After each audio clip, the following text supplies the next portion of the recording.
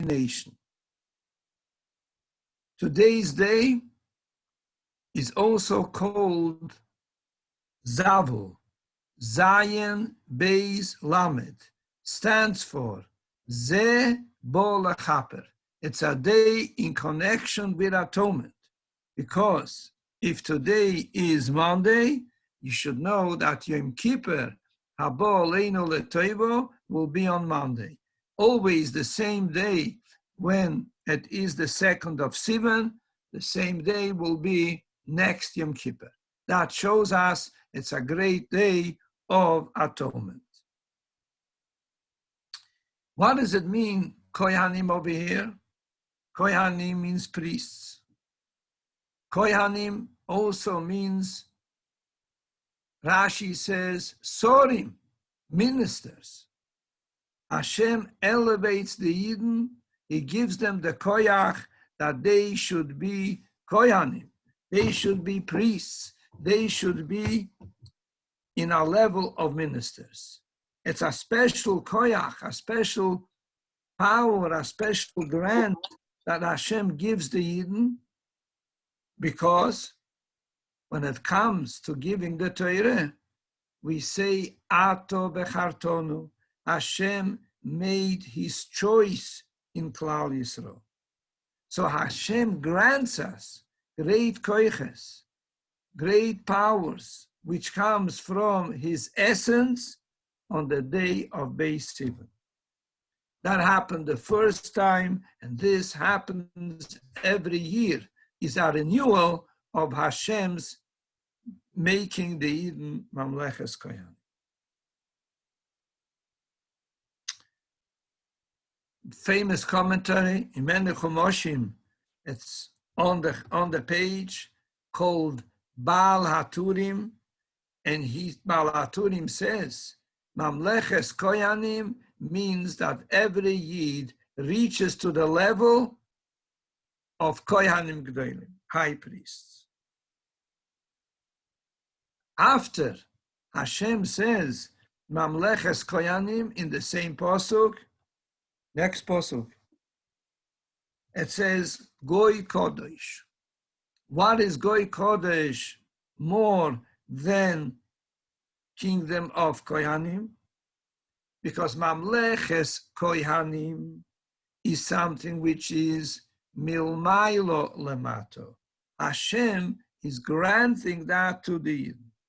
But we know that the greatness of the Yidden being in this world, getting the Torah, is to elevate the world mimato lemailo, from down upwards. That is connected with Goy Kodesh. What does Kodesh mean? Kodesh means muvdul, separated, a higher level. When you're standing so close to Hashem, when Hashem puts you so close to Him, when Hashem is standing so close to you, that isn't exactly Goy Kodesh. This is Milmailo Lamato. Hashem has put you in such a state. Goy Kodesh means avoide, you worked yourself to reach to the level to be holy. Where it's possible to be involved in mundane things, eating, sleeping, drinking, business, and or at least not a time of davening, not a time of learning, and then you should act like Hashem's nation. This is the great level that the Yidden reach to Goy Kodesh. That's so special about the Yidden. When you say that Hashem has, from his essence, chose you, what does chose mean? Choose means that he's free to choose you. If you are in a great level, then you can't call that freedom of choice because of your level, because of your specialties, because of your capabilities. When you say Bechiro, so you're talking about the essence of Hashem, and you didn't do any avodah. Comes afterwards this great level of Goy Kodesh that the Yidden because of their avodah. Yes, with the help of Hashem. But the Yidden, with their avodah, reach that they should be a goy kodesh, means that in this world, in a world which there is evil, in a world when you could do things not to Hashem's liking, and you choose now means the Yidden choose, that they are going to do what Hashem wants, that brings them to the title of Goy Kodesh. They are a holy nation, separated from their mundane things, and they become servers to Hashem. On the day of the second of Sivan, when Moshe Rabbeinu started to deal with the Yidden about accepting the Torah, the Rebbe says, every Yid should make good decisions. Anything to connect it, Hashem giving us the Torah. Especially spreading Torah, Yiddishkeit among all the Yidden. That they should be Goy Kodesh, even when they are involved in mundane things. And the Rebbe says further, that even you are in Goles, even you are in exile, nevertheless, you could reach to the level of being a Goy Kodesh, a holy nation. That's so special about the day of Beis Sivan. After Beis Sivan, we come to the great day of the 5th of Sivan. On the 5th of Sivan, something special happened, that the Yidden said, Nase v'nishma. We will hear, we will do, and we will hear. So without knowing what they're getting into, the way our mind works, anytime something is offered to us, we want to know what it's all about. And here the Yidden blindly said, Nase v'nishma, we will do and we will hear. So the Gemara says, angels came down for every Yid and gave to each and every Yid 2 crowns. One are reward for saying Nase, we will do. Second one for saying Nishma, we will hear.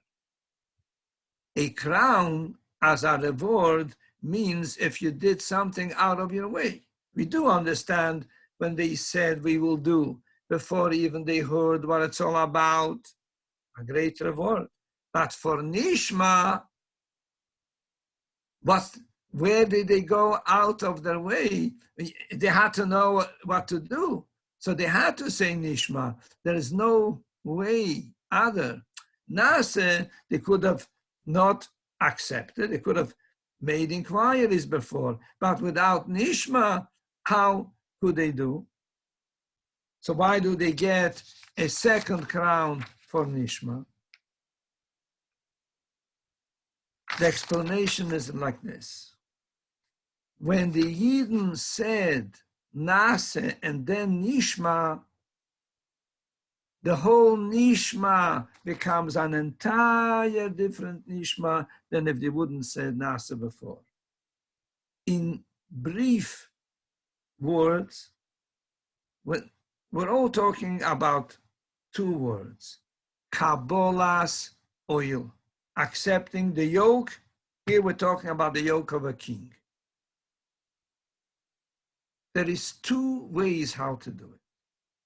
You could say to the king, give us a list what you would want us to do, and we'll do it. But there is a way of doing that, accepting the king, and we'll do everything what he says. The difference is in Hasidic terms. One is accepting the Rotzain, what the king wants. One is accepting the Baal HaRotzain, not what the king wants, the king. It's a different attitude, it's a different feeling. Where could we see that in practical terms the difference? We have a proof. If you accept, you bind yourself, you commit yourself, you take upon yourself the rotzain, what the king wants, then it will make a difference. Something which I understand, something that's very logical, I will do it with much enthusiasm.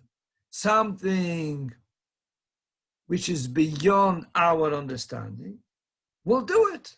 But not, you can't expect with the same feelings to do something I understand and something I don't understand.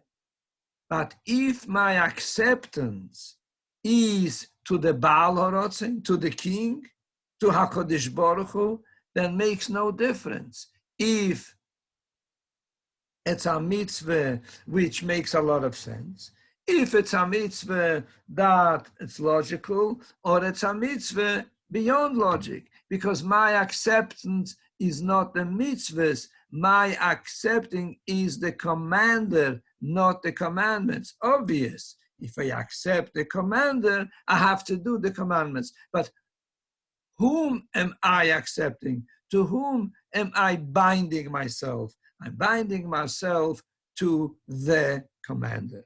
So that's what's happening.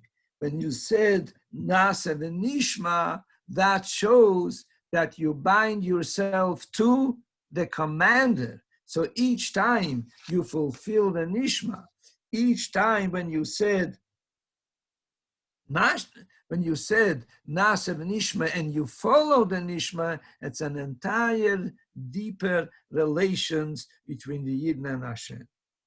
So they deserve a reward. That's why they got 2 crowns. Every day, be'emes, every Yid accepts the Nasa v'nishma, but when it comes the day of Shavuos, that's the time when Hashem renews this special relationship of the Yidden with Hashem. Hey Nisan, Hey Sivan.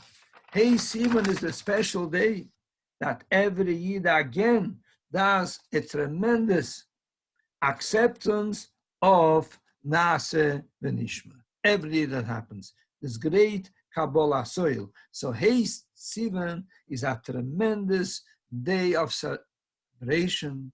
It's a tremendous day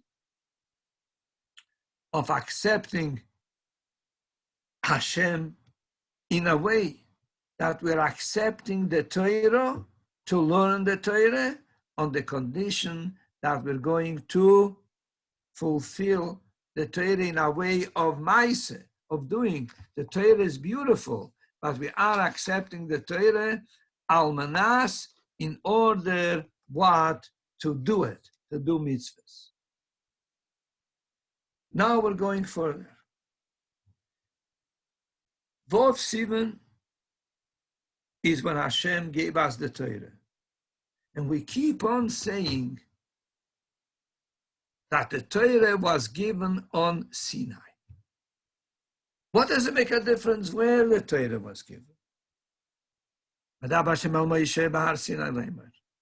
And Sinai, we talk about the mountain, we talk many times, the Torah tells us the Torah comes from Sinai.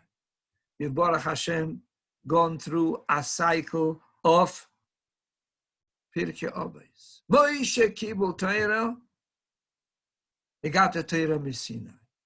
What is this Sinai, such a crucial way in serving Hashem? Okay, let's go back, an interesting history. There was a discussion between the mountains. The tall mountains, Har Toboir, Har Grizim, said, we are tall mountains, Hashem should give the Torah on us.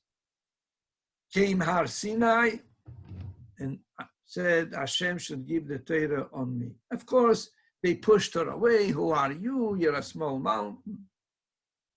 The fact that Grizim, Tovoir, had an expectation that Hashem should give them the Torah means that a tall mountain is a level. So you're saying that Hashem had chosen Sinai. The words that the Medrash uses, because among the mountains, Sinai is the lowest, shows us that a mountain is something important. It's part of serving Hashem. And it's part important to receive the Torah. Hashem could have given the Torah on flat land. Hashem could have given the Torah in a valley. After you hear so much the word beetle, a vessel for Torah is beetle.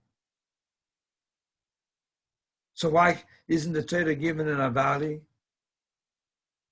Why is the Torah given on a mountain? Because Ba'ayid needs to have within him 2 points. One hand, he has to have and be like a mountain. At the same time, he has to be humble. If, chas v'sholem, God forbid, a Yid doesn't feel proud what he is doing, then that could take him away from the path. What's a big difference? If I miss davening, who cares? Recently, in the Maimer of what we learned this year on Yud Shvat, the Rebbe says, anybody who doesn't feel any proud about himself of doing Torah or mitzvahs, chas v'sholem, he could go with such an attitude that what I'm doing is worthless. And the Rebbe puts a parallel line between Reb Zcharia. Because of him, the Beis HaMikdash was destroyed, because he didn't feel that he's worth something. So it's very important that you do feel about a mountain. At the same time, if you feel like a mountain, how could you be humble? So the Rebbe says, it's not a contradiction. You have Moshe Rabbeinu, the greatest man, and at the same time, he was humble. Let's analyze that. What does it mean? When somebody came over to Moshe Rabbeinu and asked him, please explain me a little Tanya, explain me a little Gemara, he'll say, no, I don't know nothing. First of all, that's false. Second, that's a disaster. If you could help another Yid explain him a piece of Gemara, a piece of Tanya, do that. Moshe Rabbeinu felt that he doesn't deserve any credit. It's Hashem had chosen to give him all these great levels. So he doesn't deserve credit. And how did it bring him to be humble? Because he felt if Hashem would have given all these grants, all these levels to another Yid, he would be much greater, which means humbleness, in Hebrew, anivus, and feeling like a mountain is not a contradiction, but it is important. I'm attacking, don't daven 100%. I feel there might be Yidden that daven with more intention, with more kavanah. Fine. Yes, I should work on it, but it doesn't mean that Hashem is not happy, because every Yid should do his level. So what I am doing is something that Hashem will be happy. A Yid must know that Hashem is happy from him. So this is the Sinai. We always have to remember that Hashem is happy what we're doing. We also have to feel proud that we're doing. We always have to feel something positive, not only on another Yid, also on ourselves. We should feel good. Doesn't take away that we shouldn't do better. But what we're doing, we should feel proud and great, and that gives us the strength of Sinai, regardless that we are a minority, regardless that there were greater people than us. But as we are in this generation, Hashem is proud of us, and these two go together. Which two? Sinai, a mountain, and the rest. So this is going to happen on the 6th of Sivan. We make all kinds of preparations. And here we have a question. It says that Hashem took a mountain and put it on top of the Eden. And he says, will you accept the Torah is fine, otherwise the mountain goes on top of you. That requires an explanation. Here we say that the Eden said, Nasa v'nishma.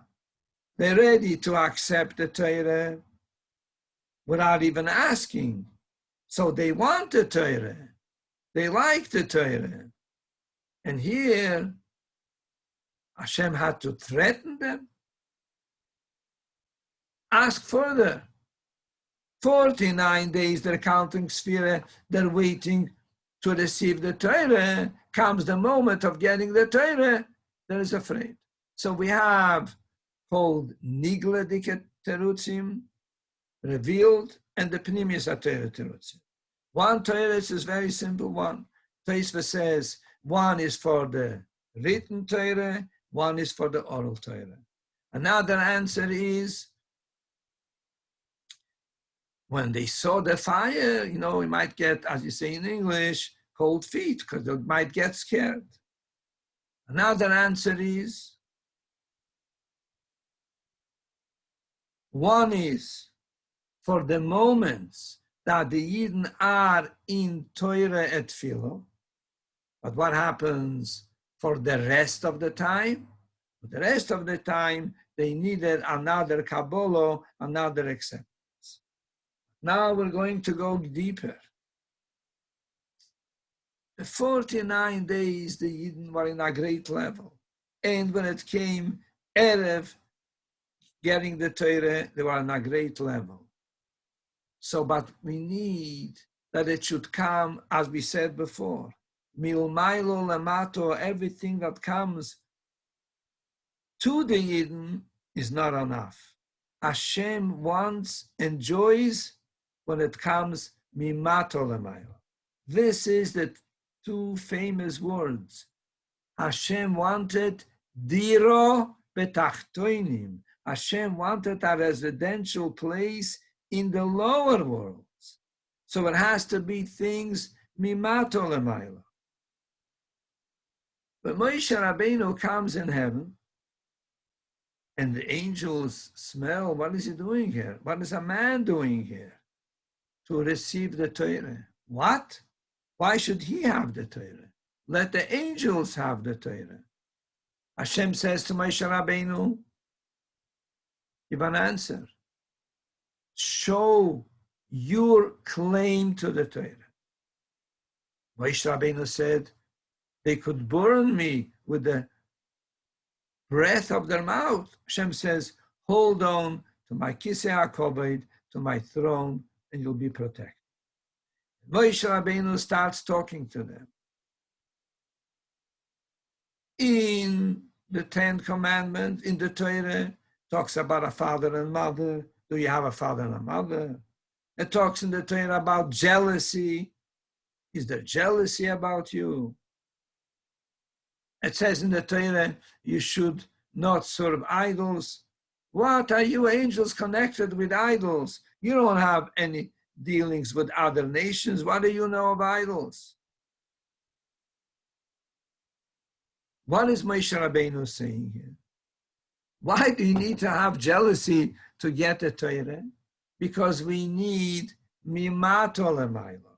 We need to be elevated from down upwards. That is the whole idea of the Yidden accepting the Torah. Not only the great grants that Hashem will give them. Hashem will bless them. Hashem will give them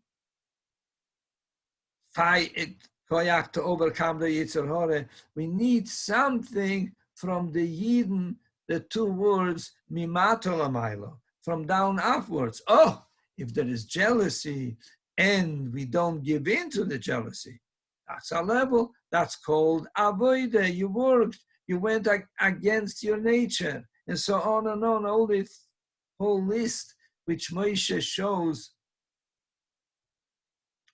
the angels, the concept of dira, a residential residence betachtoinim. Now you may ask a question. Dira be'elyoinim, a residential place in the higher worlds, would also be a good level. What is so the emphasis dira betachtoinim? Oh, so the Alter Rebbe says, Kemoshu haliver, it means a lever today. If you want to raise a building, you don't start in the middle, you start from the bottom. So therefore, where could Hashem be happy to have a diro, to have a residential place? Davke betachtoin, in the lower levels. So this is now what's happening. Kofu aleim kigigis, when he threatened them with the mountain, because he needed what? He needed that the Eden should do things mimato lamaylo, from down upwards. Based on that point, we see something very needs to be explained. There are some yomim tovim, if you have pleasure, you could enjoy the Yom Tov. Not when it comes Shavuos. Shavuos, the only pleasure could be by eating and drinking, because there's no fasting on Tisha B'Av. On Shavuos. Other Yomim Tovim, there could be cases, because to show that the Yidden are pleased, to show that the Yidden is accepted, receiving the Torah. What's happening? Pesach, we celebrate that our bodies were saved. Sukkot, we are celebrated because Hashem protected us with clouds. Protected us of what? Of the physical weather, of enemies. So over there, it's not so important eating and drinking. Shavuos, which is the Yom Tov of Hashem giving us the Torah, here we emphasize the Oineg Yom Tov has to be dafke eating.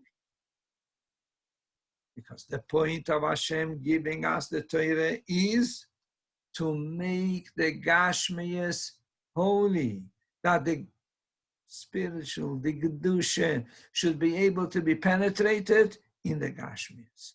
That's the Diro Betachtoinim can be accomplished by Elyoinim. Dafke the Tachtoinim, that's what makes Hashem's happy.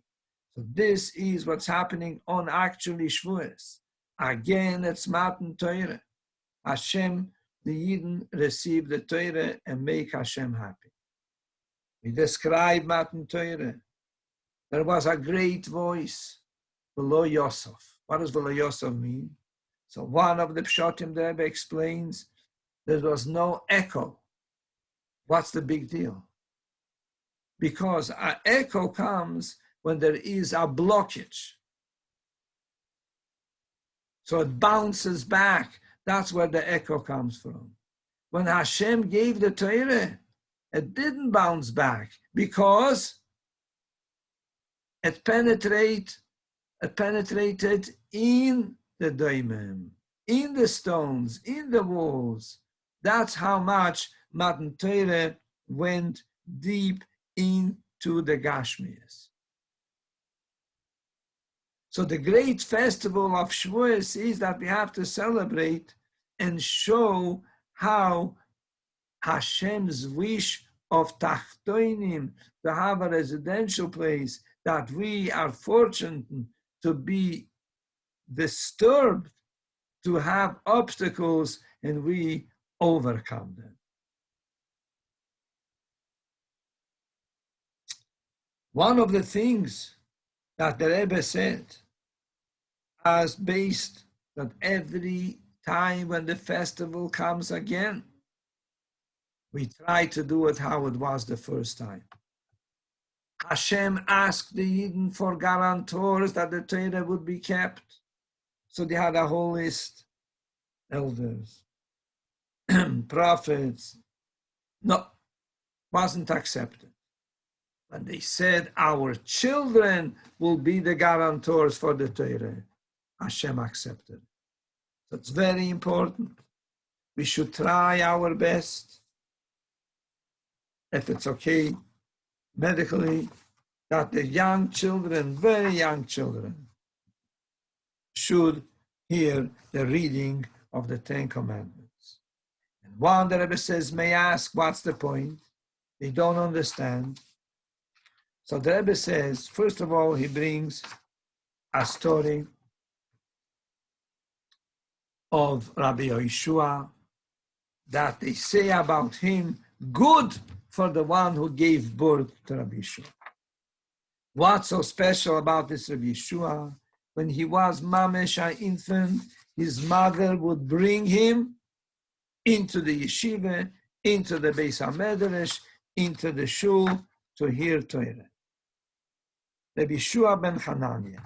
In his crib, his mother would bring him. Later on in Pirkei Avos, we say what's so special about Rabbi Yeshua ben Hananiah, because that Torah that he heard when he was a child, less than a child, an infant, had an influence on him, and he became one of the great Chacham. And the Rebbe says an interesting thing. Before a child is born, when he's still in his mother, you teach him the whole Torah. And that Torah, even though before the child comes out of the world, and Malach gives him a flick, and he forgets the Torah, but something remains, and that helps him later on in his life. So the same thing over here also, when we, like Rabbi Yeshua ben Hananiah, when he learned Torah, it went into him. And then the Rebbe says it's even a higher level. Because the child that learns the Torah, when it's time to step into the world, he forgets the Torah because the angel takes it away. But over here, Rabbi Yeshua ben Hananiah, nobody took it away from him. So the same thing is the young babies, children, and the neshama in aguf, they should be brought to the Aseres HaDibros to hear the Torah.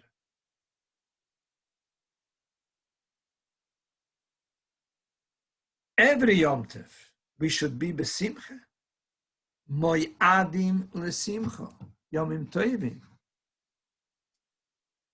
And the Rebbe quotes the previous Rebbe, in addition that Shavuos is one of the three festivals, Sholosh Regolim, that we have to do them besimcha, there is an additional simcha. That is, the Yidden receive the Torah. Just like you take a child in Cheder, you bring him to learn Torah, you make a celebration, a simcha, all the Yidden went in on Shavuos in Cheder to receive the Torah. At the Shavuos, when Hashem gave the Yidden the Torah, is being renewed. Hashem's oath to the Yidden that he won't change them for another nation. The Shavuot that we learned in the beginning of Tanya. Before a person is born, before the neshama comes down to this world, we take an oath from the neshama. He shall be a tzaddik, not be a rosh. That can't change. Even chas v'sholem, God forbid, a yid does a sin, he is still a yid. by when Hashem gives the Torah, both oaths are renewed. That should bring Aiden to a tremendous simcha, the simcha of Matan Torah. That gives us power to break all barriers. Our sages tell us, simcha breaks a gather, breaks a fence, which means time can't hold us back, place can't hold us back, space can't hold us back. The simcha of Aiden is tremendously strong. The Rebbe also says that the previous Rebbe said that the Rebbeim had a minhag that every Shavuos, the yortzeit of the Baal Shem Tov, the Rebbeim would say, of course, a Torah, a Maimer from the Baal Shem Tov. They would say a story from the Baal Shem Tov. The fact that the previous Rebbe told us about this custom, even though the Rebbeim would do both, Torah and the story, but of course, since it was revealed to us, it was told to us, so each one should also repeat a Torah of the Baal Shem Tov and a story of the Baal Shem Tov on the day of his yortzeit. So one of the stories of the Baal Shem Tov is, Baal Shem Tov had a great Talmud, a great Chosid, Reb Wolf Kutzes. Sometimes you pronounce Reb Wolf Kitzes. And Reb Wolf asked the Baal Shem Tov, teach me how to eat lishmo for the sake of Hashem. So the Baal Shem Tov told him where to go, which city, to whom to go. Reb Wolf knocks at this person's door, didn't feel comfortable to reveal why he's coming. And he asked, could I stay in your home? Yeah, sure. Reb Wolf is watching every meal to see something special. Doesn't. He only sees that the person is brought a tray, and Reb Wolf has a very hard time eating so much and so fast like that he eats. Breakfast, supper, lunch, 1 day, 2 days, 3 days. Reb Wolf goes over to the Yid and he says, Rabbi, I can't stay forever. I've come in here for a mission and I'm not accomplishing it. Please help me. For sure, how can I help you?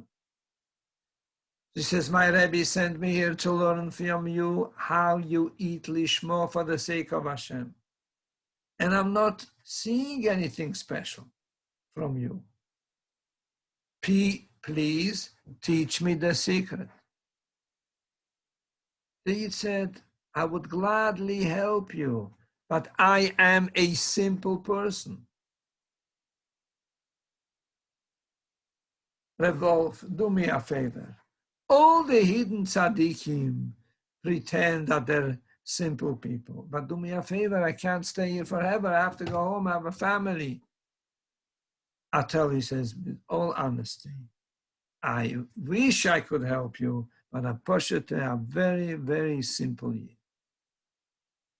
Reb Wolf says to him, is there any story you could tell me about eating something? Yeah, story I have. Yeah. The story is that our father was the administrator by the poets, by the Duke, as they would be called Moshke, the Eden will be called Moshke. Some Moshkes had good relationships with the poets. Some Moshkes didn't have good relationship, but my father and the poets had a good relationship, very good relationship. Something happened and we never knew about it. And before our father passed away, when he felt that his time is coming to an end, he told us the story. Father and the poets have a very good relationship. One day the poets makes a feast for his friends. They drank and they got out of control and they started to brag. My fathers, poets, Duke, started to say, I have got a moshke. I don't believe anybody has such a moshke that's so loyal to him. No. Among his friends was a Soine Yisrael, somebody who hated the Jews, and he says, you think he's really loyal to you? If you tell him to change his fate, he won't do it. And the poet starts arguing, my Moshki is so faithful to me, anything I'll tell him he would do. If I'll tell him to jump in the water, he'll jump in the water. I'll tell him to jump in the fire, he'll go into fire. And if I'll tell him to change his fate, he will do it. And the poet started to tease, the Seinei Yisrael started to tease the poets. And they all had more than a little bit and couldn't back out. And the poets said, I'll prove you. So in the middle of the night, Moshke is called. No, he realizes, Moshke, that is not being called for a Fabrengen and is really feels very bad. Who knows what's going to be? The poet says, Moshke, we have a good relationship, the best. If there is something you ask from me, I always give it to you. Yes, no question. Now the poet says, I need something from you. It's very important to me. I want you to change your fate. Dear poets, don't waste your time and your energy. There is nothing to talk about. Just pretend. Master, nothing to discuss. He says, but I made a bet. I did everything. I'll be looked like a fool. I must save face. No. Our father didn't want to hear. The poet is getting angry. He says, Moshke, I'll strip you and I'll throw you in the snow. You can do whatever you want. I can't stop you, but it's nothing to talk. Moshke, you'll die if I throw you in the snow. Can't stop you. And the poet became so angry, he couldn't go back, and he threw our father in the snow. We didn't know all that. Only before my father passed away, he told us.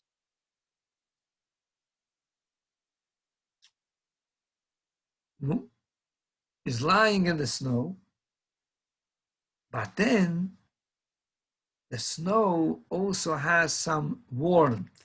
The old armies, when Chas v'Sholem, a soldier would freeze his ear, they would rub it with snow. Snow does have some warmth. After that night, the snow gave some warmth. Our father, he overcome the freeze, and he crawled home. Of course, they rubbed him with alcohol, they put him in bed, and time passed. He came back to his koiches, to himself. One day, the poet says to his staff, I don't see Moshke. Where is he? How come he doesn't come? He said, Moshke, you killed him. Are you nuts? I killed Moshke. What are you talking about here? Are you making jokes with me? No, you killed him. How did I kill him? Well, you threw him into the snow. I, to Moshe.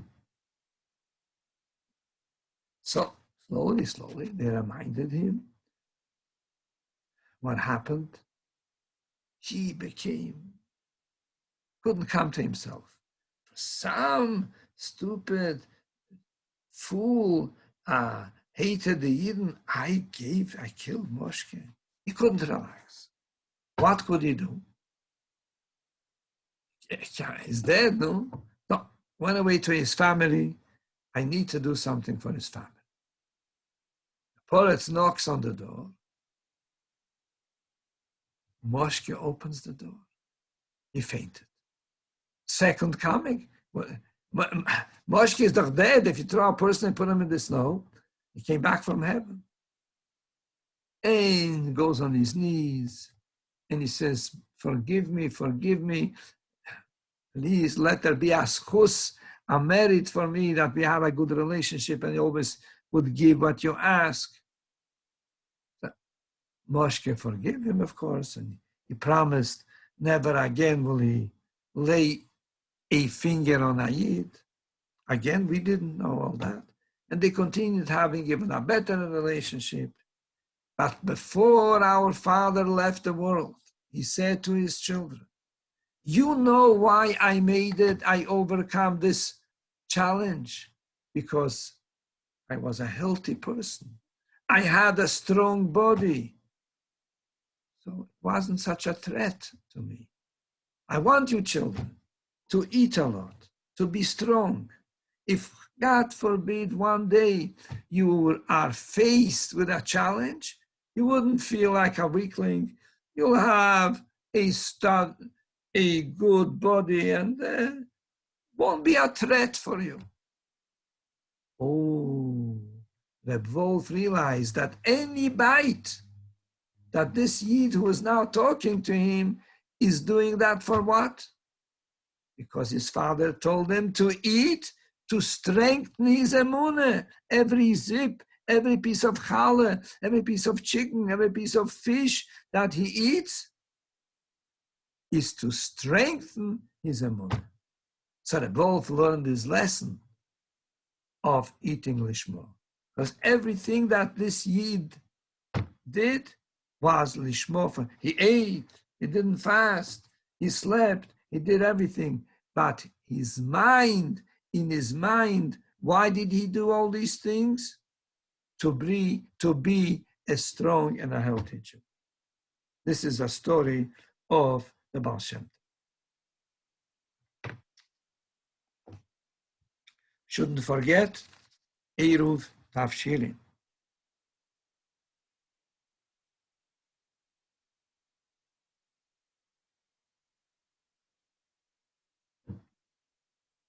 And again, we don't say Tachnun.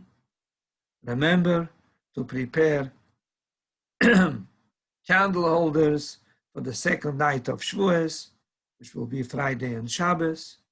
We make Shechayona twice, the first night and the second night. We stay up the first night of Shavuos to study Torah. And those who could say Tikkun Leil Shavuos will say Tikkun. Those who could learn will learn all Torah, or you learn Chassidus. The main thing is to stay up and to learn Torah. Follow the announcements. We'll see what the time brings, and we have you in mind.